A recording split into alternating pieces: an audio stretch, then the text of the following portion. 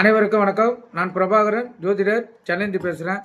இப்போ இந்த சாப்பிடு முறையை பற்றி தான் சொல்ல போகிறேன். கருத்தில் கொள்ளுங்க. ஆரோக்கியமான வாழ்வதற்கு நாம் சாப்பிடும் உணவு மட்டும் போதாது. எந்த திசையில் அமர்ந்து உணவு உட்கொள்கிறோமோ என்பதை பொறுத்தும் நமது ஆரோக்கியம் இருக்கிறது என சாஸ்திரம் கூறுகிறது. அதை பற்றி இங்கு நம்ம காண்போம். ஒருவேளை உணவு சாப்பிடுவன் யோகிகள், இருவேளை உணவு உண்பவன் போகி, 3 வேளை உணவு உண்பவன் நோயாளி என சாஸ்திரம் குறிப்பிட்டுள்ளது. கருத்தில் கொள்ளுங்க. எந்த திசையில் அமர்ந்து உண்டால் எந்த வித பலன் கிடைக்கும் என்பதை தான் சொல்கிறேன். கருத்தில் கொள்ளுங்க.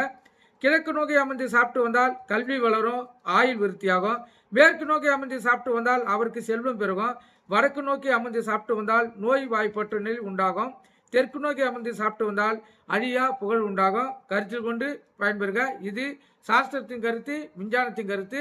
நன்றி.